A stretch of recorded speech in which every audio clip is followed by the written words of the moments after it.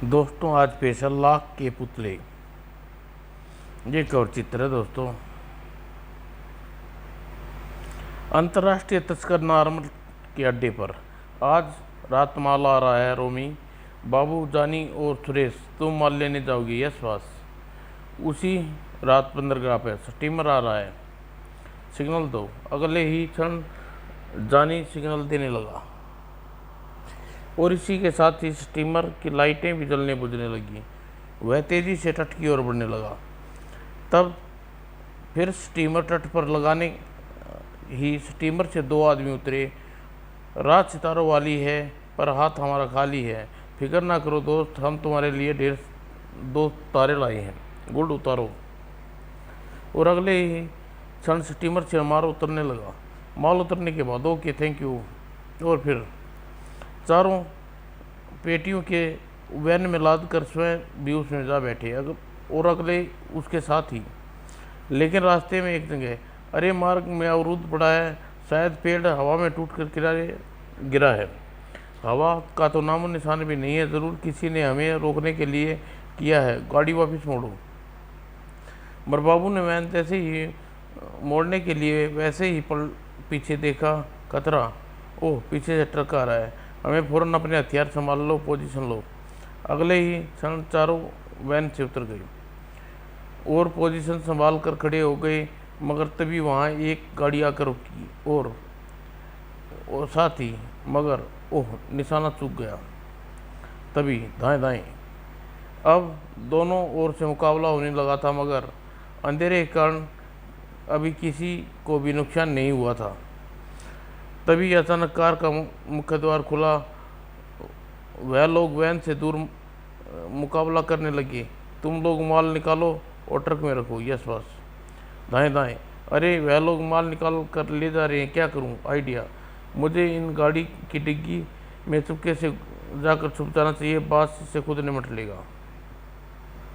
और साथ ही और इधर और फिर पी पी पी।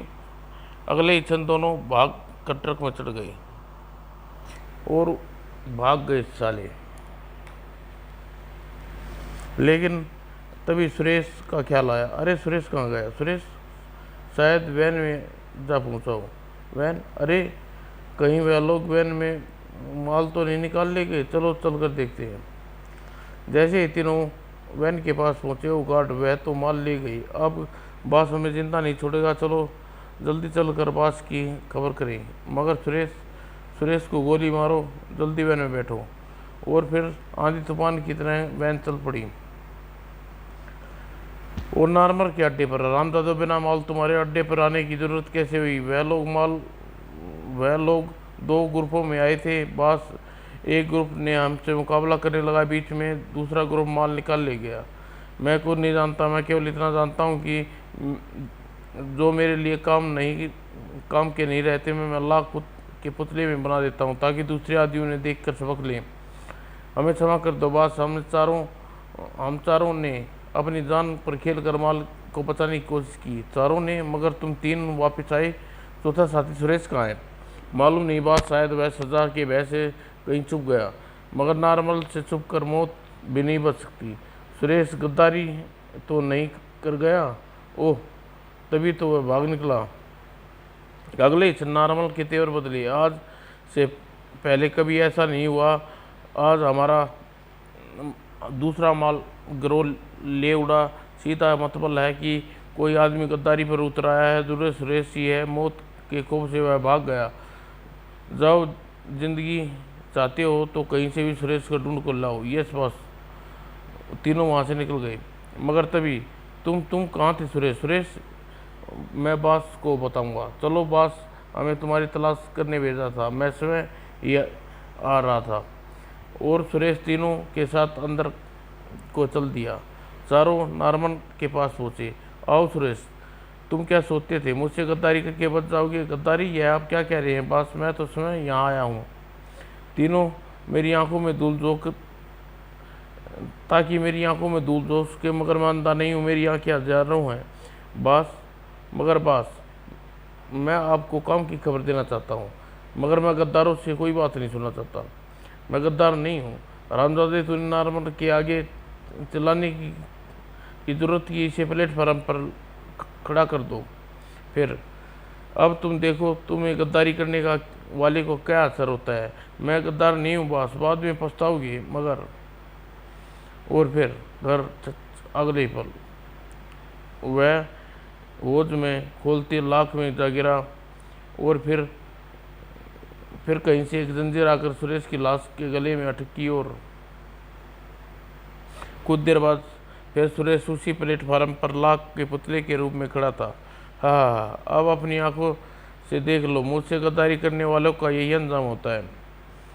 और उसके बाद जाओ, तुम तीनों को माफ़ किया सुरेश की इस पुतले की रात को किसी चौराहे पर डाल देना ताकि हमारा माल लूट कर ले जाने वाले भी जान जाएं उसका क्या अंजाम होता है। Thank you sir boss, thank you.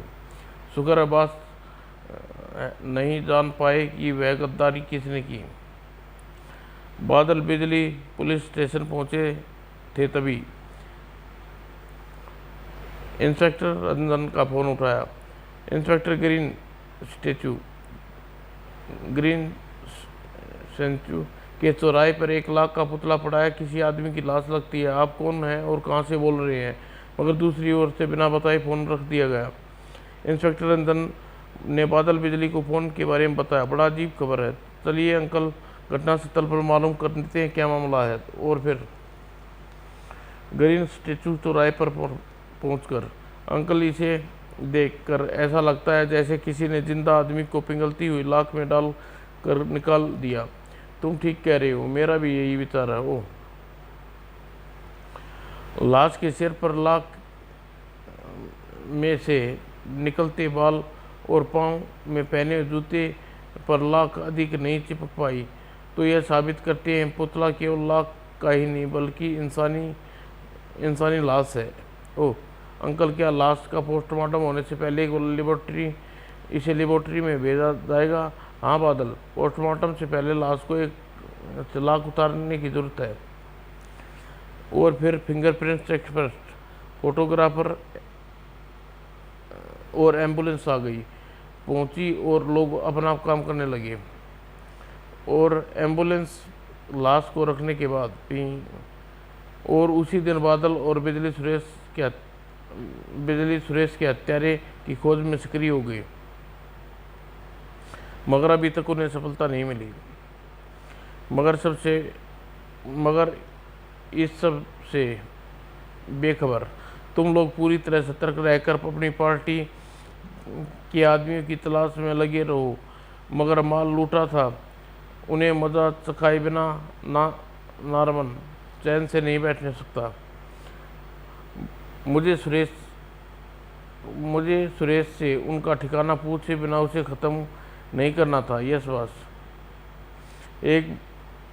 फिर एक दिन, आज रात माल आ रहा है, माल लाने बाबू जानी और रोमी और फकीरा जाएंगे। Yes boss. मुझे किसी प्रकार क्रेस्टो सूचना पहुंचानी होगी, मगर इस बार सावधानी से काम लेना। रास्ता रोकने की कोशिश करे तो उसे गोली से भूल देना, ऐसा ही होगा बॉस। मुझे बाथरूम जाने के बहाने अभी खबर देनी चाहिए, बाद में ये तीनों मेरे साथ चिपके रहेंगे, मौका नहीं मिलेगा। और फिर बाथरूम में पहुंचकर कवर हटाते ही उसमें ट्रांसमीटर निकला। Hello boss speaking over. Hello है स्पीकिंग बाबू कॉलिंग ओवर। फिर हेलो क्रिस्टो स्पीकिंग ओवर। आज रात माल आ रहा है, सतर्क रहना। 6 नग माल लेने जाएंगे। और हेलो। थोड़ी देर बाद ग्रीन स्टेचू चौराहे पर पुलिस लाख के पुतले के रूप में एक लाश मिली थी। क्या तुम्हारे आदमी की थी बाबू? क्या नारमन की करतूत थी वो? और यह सब बाद में पूछना क्रिस्टो। इस समय अड्डे पर बोल रहा हूँ, बॉस मौजूद है, कोई यहाँ आ रहा है। खट खट खट। ओ खतरा, दरवाज़ा खुला। मैं जल्दी ही द्वार की स्टिकरिंग लगाना भूल गया। कोई बाहर खड़े धक्का दे रहा है। मैं फौरन दोबारा खुल जाएगा। और तभी नहीं, एक ने बाबू के हाथ में ट्रांसमीटर छीन लिया। तुम ही वह गद्दार हो, दूसरी पार्टी को भेज देते हो। चलो, बाप से तुम्हारी खबर लेने के लिए तैयार बैठा है। नहीं, मुझे छोड़ दो। और फिर, मुझसे गलती हो गई बॉस, मुझे क्षमा कर दो। क्षमा ज़रूर, पहले फार्म पर जाओ। नहीं, मुझे क्षमा कर दो बॉस, मैं तुम्हें माफ़ कर दूं।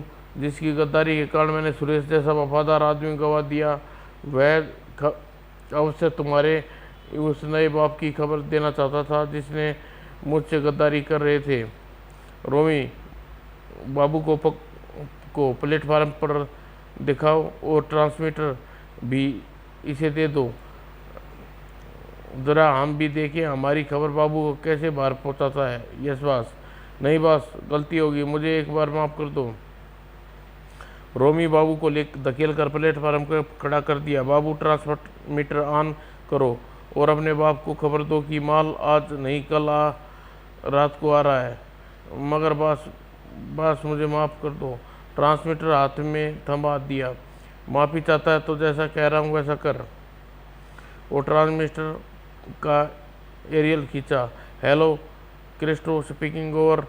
मैं बाबू बोल रहा हूँ क्रिस्टो, माल आज रात नहीं कल रात आ रहा है। मगर तुम मरी आवाज़ में क्यों बोल रहे हो? क्या हो गया तुम्हें? अभी ट्रांसमीटर क्यों बंद कर दिया था?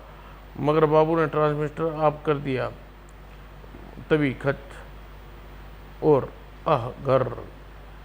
अगले ही पल, हा, इस गद्दार के साथियों को भी जिंदा पकड़कर उसका भी यही असर करेंगे।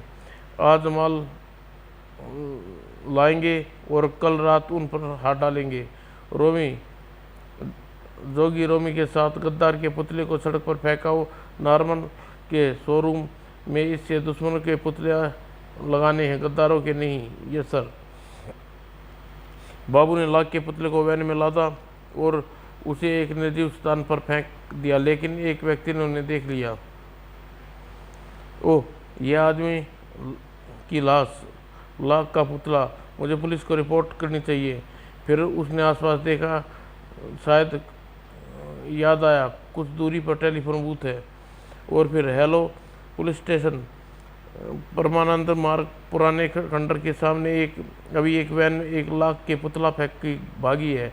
दूसरी ओर से और फोन पर, क्या आपने वैन का नंबर नोट किया है? क्या अपना नाम बताएंगे? इंस्पेक्टर, आम खाओ गुठलियाँ मत गिनो। मैं एक नागरिक हूँ, इसलिए कर्तव्य समझ कर फ़ोन किया, मगर पुलिस के लफड़े में नहीं पड़ूंगा। वैन का नंबर DLI 3965 था। वह पीले रंग की थी, मैटाडोर थी। और इंस्पेक्टर रंजन फौरन ही कंट्रोल रूम नंबर घुमाने लगा।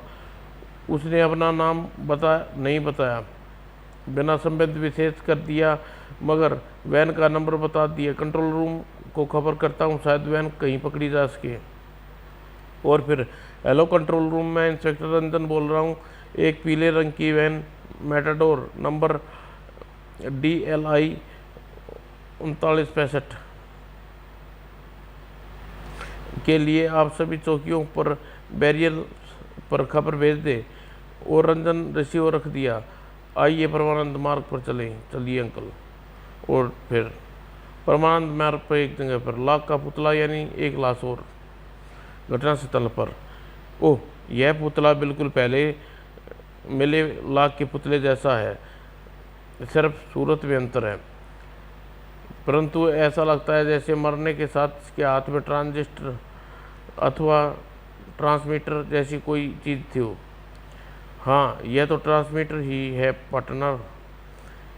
तुम दोनों इसे देखो। हवलदार रामनलाल, तुम पब्लिक टेलीफोन के पास एम्बुलेंस और फोटोग्राफ इत्यादि को फ़ोन लगाओ। हवलदार रामलाल बूथ की दिशा में बढ़ गया। ट्रांसमीटर का शॉर्ट सर्किट काम कर रहा है पार्टनर, तो फिर यह उपयोग में आ सकता है बादल। हाँ पार्टनर, हम इसका उपयोग अवश्य करेंगे। इसके द्वारा इसके मालिक तक पहुंच सकते हैं और शायद वही मुख्य अपराधी निकले। तभी इंस्पेक्टर रंजन हवलदार कुछ बताता है, जिससे सुनकर वह वैन, उसमें 4 आदमी पकड़े गए बादल। वाह, यह तो बड़े काम की खबर अंकल। वह दोनों कहाँ हैं? मैंने उन्हें हेडक्वार्टर भिजवा देने का आदेश दे दिया। ओके अंकल आप इधर खबर ले, मैं ज़रा उन दोनों की खबर लेते हैं। ट्रांसमीटर हम अपने साथ ले जा रहे हैं। यस पापा, चलो बादल। ओके। और फिर बिजली हेडक्वार्टर की ओर रवाना हो गई। थोड़ी देर बाद टॉर्चर रूम में पहले तुम दोनों की आंखें लोहे की दहकती सलाखों से निकालेंगे, उसके बाद तुम दोनों को तड़पा तड़पा के मारेंगे, बाद में लाश नदी में फेंकवा दी जाएगी। नहीं, ऐसा कुछ मत करना, सब कुछ बता देंगे। अगर तुम दोनों ऐसा कुछ चाहते हो तो सब कुछ सच सच बताओ। और दोनों बहबूत रोमी अर्दानी की जुबान खोल दी और हमने तुम सब कुछ बता दिया, मगर हम समय अड्डे पर नहीं पहुंचे थे। सुरेश बाबू की जगह की तरह तुम्हारे भी लाख के पुतले ही मिलेंगे। बास के ख़त्म होने या पकड़े जाने पर हमें अब उसके अड्डे पर रहना होगा। ठीक है, तुम दोनों की जान की खातिर छोड़ा जाता है। तुम दोनों की जान की खातिर छोड़ा जाता है, मगर तुम्हारे पास तुम्हारे पुलिस तक पहुंचने की खबर नहीं लगनी चाहिए। तो वाह मैडम, आप क्या समझती हैं कि यह पता चलने पर हमें जिंदा छोड़ देगा? रोमी और दानी ने उन्हें छोड़ दिया। रोमी और दानी के जाने के बाद हम नॉर्मन को अभी जाकर गिरोह समेत गिरफ्तार कर सकते हैं पार्टनर, मगर कैरेस्ट्रो जिसको लिए बाबू मुखबिर करते थे नॉर्मन से गद्दारी, उसे गिरोह समेत गिरफ्तार करना ज़रूरी है। और उसे भी हम तभी गिरफ्तार कर सकते हैं जब आज रात नॉर्मन अपने आदमियों को माल लेने जाएंगे और अपने आदमियों सहित उन पर हमला करे। इस ट्रांसमीटर द्वारा तो क्रिस्टो तक पहुंचा जा सकता है, मगर क्रिस्टो तो उन पर हमला करेगा तब वह तय करना ज़रूरी नहीं कि क्रिस्टो नॉर्मल के दाव में आ जाए। लेकिन इस ट्रांसमीटर द्वारा क्रिस्टो तक पहुंचकर उसके पीछे लगा जा सकता है। वह कैसे? यह डिक्टेटर की मदद से। हाँ पार्टनर, तुम डिक्टेटर की मदद से क्रिस्टो का पीछा करते हुए पहुंचना और मुझे ट्रांसमीटर द्वारा स्थापित स्थिति बताना। मैं तुम्हें नॉर्मल के आदमियों की वापसी पर उसके पीछे लग जाऊंगा। ओके पार्टनर, यह प्लान ठीक है। फिर उसी रात नॉर्मन के आदमी ने माल लेकर वैन पर लादा और अब चलो और फिर एक पेड़ पर पी ओ बिजली का मैसेज होगा। हेलो पार्टनर, क्रिस्टो के 6 आदमी के साथ विल्सन रोड के पास नॉर्मन के माल और उसके आदमी के आने की प्रतीक्षा में हैं। और ओके पार्टनर, हम दूर से तमाशा देखेंगे और बाजी मार लेगा उसे बाद में धरे लेंगे। Over and all. बादल ने ट्रांसमीटर ऑफ करके जेब में रख लिया और जैसे ही नॉर्मन के आदमी अब माल वापस ले जा रहे हैं, अगले ही पल फिर दूसरे ही पल मुझे स्पीड कम और दूरी अधिक रखनी कार का पीछा करना होगा। और अगली झाड़ियाँ जैसे ही विक्सन रोड पर पहुंची, अचानक खतरा। नॉर्मन के आदमियों ने गाड़ियों से उतरते ही 2 धुएं के बम आ गिरे और सड़क पर धुएं का साम्राज्य हो गया। अच्छा मौका है, मुझे झाड़ियों में छुप जाना चाहिए। और जैसे धुआं साफ हुआ और अवश्य ही क्रिस्टो के आदमी हैं, लेकिन बिजली कहाँ है? तभी आट हुई। अगले ही पल ओ पार्टनर, तुम मैंने समझा कोई अपराधी का आदमी या जंगली जानवर है। उसकी निगाह से बचने के हुए वह झाड़ियों में छुपाती आई हूँ। अब बाजी क्रिस्टो के आदमियों के हाथ में है, चलो दावा बोल दो। यस पार्टनर, वह लोग लापरवाही भी होंगे। और फिर झाड़ियों में छुपते हुए आगे बढ़ने लगे। अचानक तुम सब लोग हथियार फेंक कर अपने हाथ उठा लो। किसी ने अपनी जगह से हिलने की कोशिश की तो सीधा यमपुरी पहुंचा दिया जाएगा। अगले क्षण इनके हथियार अधिकार में ले लो। पार्टनर, जान की खैर चाहते हो तो ये बताओ इस बार तुम्हारा बाप क्रिस्टो तुम्हारे साथ क्यों नहीं आया? क्योंकि बॉस को भय था कि कहीं नार्मन की चाल न हो। इसके बाद बिजली सबके हथियार इकट्ठे कर लिए। मगर तुम दोनों कौन हो और इन हथियारों का क्या करोगे? बताते हैं। तुम सब अपने थोबड़े वैन की ओर मोड़ो। और तुरंत आदेश का पालन हुआ और वैन के मुंह करके खड़े हो गए। तभी धड़ाक, और कुछ ही देर बाद बेहोश होकर गिर पड़े। फिर उन सब को वैन में लाद कर बादल और बिजली पुलिस को हेडक्वार्टर आ ले आए। थोड़ी देर बाद पुलिस की दो पार्टियां हेडक्वार्टर से निकलकर अलग अलग दिशाओं की ओर बढ़ी। थोड़ी देर बाद ओह, वह खड़ी लाख के पुतले की फेंकने वाली वैन, यही अपराधियों का अड्डा है।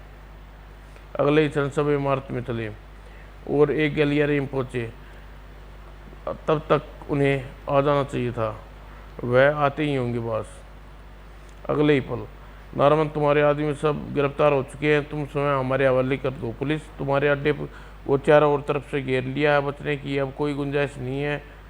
हाँ, नार्मल के पास गुंजाइश ही गुंजाइश है इंस्पेक्टर। और अचानक खट, और प्लेटफार्म अपनी जगह सरका। और इससे पहले कोई कुछ समझ पाता तभी नहीं, और इसके साथ ही अगले ही क्षण प्लेटफार्म पर दूसरों को लाख के पुतले के रूप में परिवर्तन करने वाला नार्मल शायद यह नहीं जानता था कि एक दिन मौत इस भयानक रास्ते पर उसे स्वयं गुजरना पड़ेगा। यही तो नियत का न्याय है बादल। मगर क्रिस्टलो शराफत से अपने आदमियों सहित हथियार डाल दिए। खबरदार कोई अपनी जगह से न ले।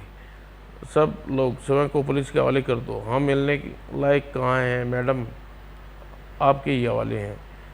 और पुलिस उन सबको गिरफ्तार करके ले चली। और पुलिस हेडक्वार्टर में इन हरामजादों ने एक दिन मेरे भाई को लाख का पुतला बना डाला था, मगर अब इनका भी यही देखकर मुझे कुदरत के न्याय प्रिय होने का विश्वास हो गया। समाप्त दोस्तों।